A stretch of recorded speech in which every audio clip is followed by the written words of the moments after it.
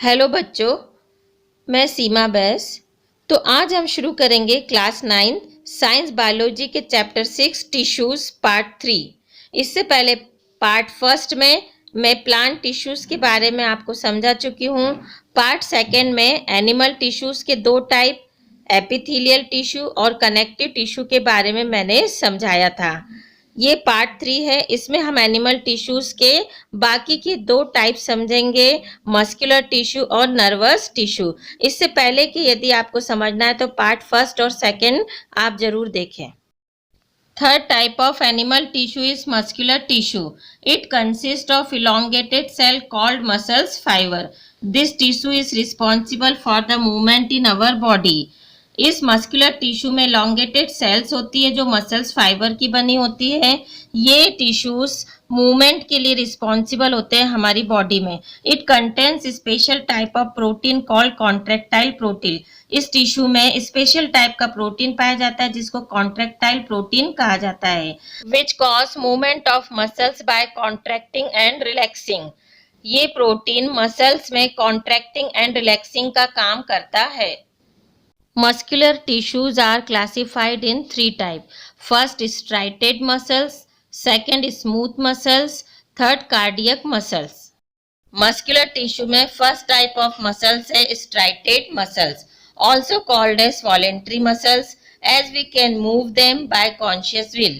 They are mostly attached to bones and help in body movement. striated muscles को voluntary muscles भी कहा जाता है क्योंकि ये मसल्स हमारी विश के अकॉर्डिंग काम करती है। ये मसल्स हमारी इच्छा के अनुरूप कार्य करती है, इसलिए इसे voluntary muscles कहते हैं।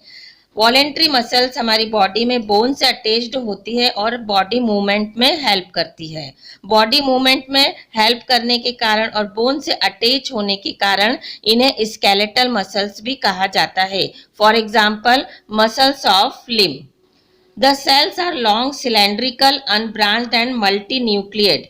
वॉलेंट्री मसल्स या स्ट्राइटेड मसल्स की सेल लॉन्ग होती हैं, सिलेंड्रिकल होती हैं और अनब्रांच्ड होती हैं और इसमें बहुत सारे न्यूक्लियस पाए जाते हैं। अब सेकेंड मसल्स है smooth muscles, also called involuntary muscles as we can not move them according to our will. इन्हें इनवॉलेंट्री मसल्स भी कहा जाता है क्योंकि ये हमारी इच्छा के अनुसार मूवमेंट नहीं करती हैं। इसका एग्जाम्पल है movement of food in alimentary canal, contraction and relaxation of blood vessels. The cells of smooth muscles are long with pointed and uninucleate. इसकी जो सेल्स है वो लॉन्ग शेप्ड होती है, दोनों तरफ पॉइंटेड एंड पाए जाते हैं और इनमें केवल एक ही न्यूक्लियस पाया जाता है। They are also called unstriated muscles. इन्हें अनस्ट्राइटेड मसल्स भी कहा जाता है, यानी स्मूथ मसल्स का दूसरा नाम अनस्ट्राइटेड मसल्स है। Third, cardiac muscles. These are involuntary muscles present only in our heart. ये इनवॉलेंट्री टाइप की मसल्स होती हैं स्मूथ मसल्स के समान ही, जो हमारे हार्ट में पाई जाती है। They perform rhythmic contraction and relaxation through out life. यहाँ पर रिदमिक कॉन्ट्रैक्शन एंड रिलैक्सेशन का मतलब होता है बच्चों, रिदमिक मीन्स एक निश्चित गैप या निश्चित अंतराल के बाद होना, उसे कहते हैं रिदमिक। जैसे कि आपको मालूम है हमारा हार्ट जो है उसमें बीटिंग होती है, हार्ट बीटिंग एक निश्चित अंतराल के बाद वापस होती है और ब्लड का पंपिंग होती है, सर्कुलेट होता है। तो इस प्रकार की जो प्रोसेस होती है उसको हम बोलते हैं रिदमिक प्रोसेस। तो हार्ट में रिदमिक प्रोसेस होती है कॉन्ट्रैक्शन एंड रिलैक्सेशन। हार्ट एक निश्चित समय के बाद फैलता है और सिकुड़ता है ब्लड के सर्कुलेशन के कारण। The cells of the cardiac muscles are cylindrical, uninucleate and branched. Cardiac muscles का शेप सिलेंड्रिकल होता है, यूनिन्यूक्लिएट मीन्स इनमें एक ही न्यूक्लियस पाया जाता है एवं ब्रांच्ड होती है। Fourth type of animal tissue is nervous tissue. Nervous tissue को समझने से पहले बच्चों थोड़ा सा मैं बताना चाहूँगी कि नर्वस सिस्टम, जैसा कि आपको मालूम है कि हमारी बॉडी में कई ऑर्गन सिस्टम होते हैं, उसमें से एक मेन इंपॉर्टेंट ऑर्गन सिस्टम होता है नर्वस सिस्टम। नर्वस सिस्टम के जो मेन कंपोनेंट्स होते हैं brain, spinal cord, sense organ और नर्व्स होती हैं। ये नर्वस सिस्टम क्या काम करता है, ये नर्व्स के द्वारा जो मैसेजेस होते हैं या स्टिमुलस होते हैं उसको ब्रेन में में ट्रांसफर करता है, ब्रेन से फिर उसको वापस दूसरे ऑर्गन तक ट्रांसफर करने का काम करता है। यानी नर्वस सिस्टम का मेन फंक्शन क्या होता है कि हमारी बॉडी में मैसेजेस को या स्टिमुलस को ब्रेन तक ट्रांसमिशन करके वापस उस सेंसरी ऑर्गन तक या पर्टिकुलर टू उस ऑर्गन तक पहुंचाने का काम नर्वस सिस्टम करता है। नर्वस सिस्टम की जो मेन यूनिट होती है, फंक्शनल यूनिट, वो नर्व्स कहलाती है।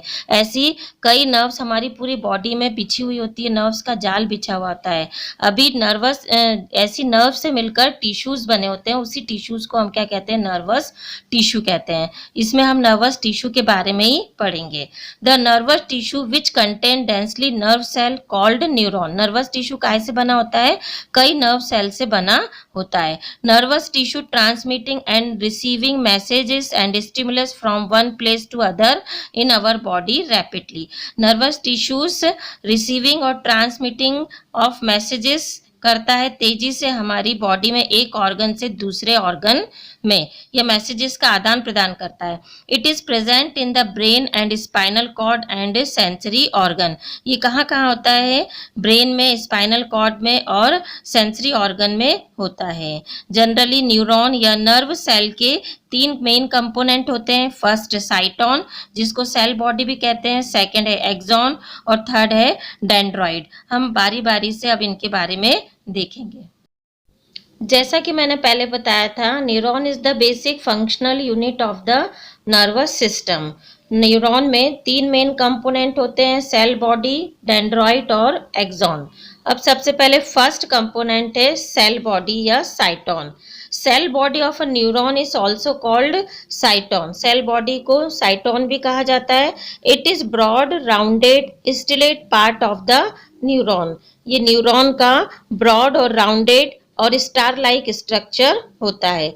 It has abundant cytoplasm called neuroplasm and relatively large spherical nucleus. इसमें साइटोप्लाज्म पाया जाता है और एक लार्ज न्यूक्लियस पाया जाता है।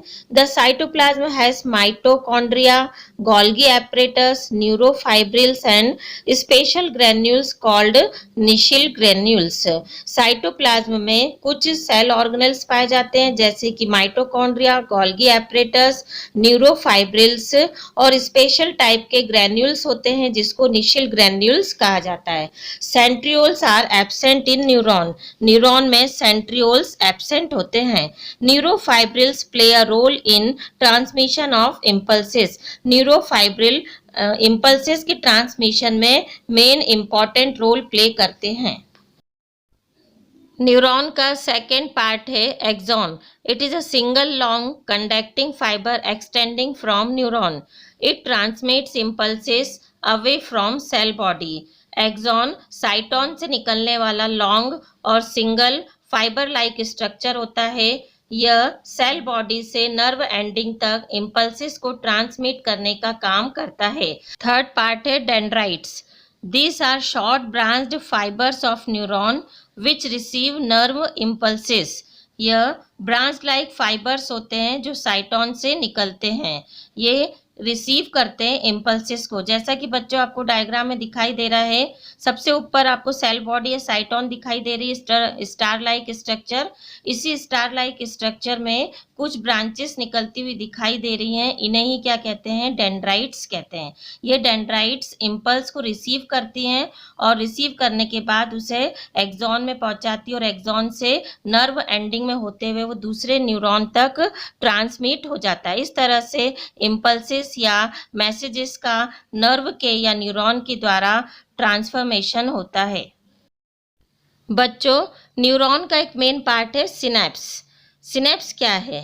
The neurons are not connected, there occurs a very minute gap between terminal portion of axon of one neuron and the dendron of other neuron.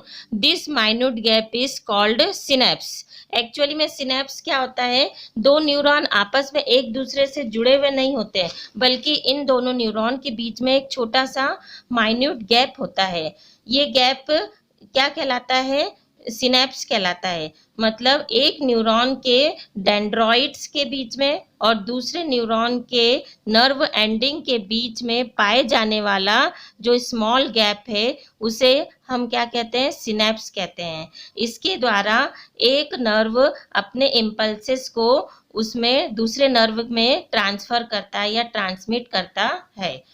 तो बच्चों यहाँ चैप्टर 6 टिश्यूज कंप्लीट हुआ। इसके 3 पार्ट थे। First part में plant tissues के बारे में मैंने समझाया था। सेकंड पार्ट में एनिमल टिश्यूज के 2 टाइप, एपिथेलियल और कनेक्टिव टिश्यू के बारे में मैंने बताया था। और इस थर्ड वाले पार्ट में मैंने मस्कुलर टिश्यूज और नर्वस टिश्यूज के बारे में आपको समझाया। उम्मीद करती हूँ आपको बहुत अच्छे से ये चैप्टर समझ में आया होगा। फिर भी यदि कोई डाउट्स है, कोई कंफ्यूजन है तो आप मुझे मेरे कमेंट्स बॉक्स में लिख सकते हैं। Thank you.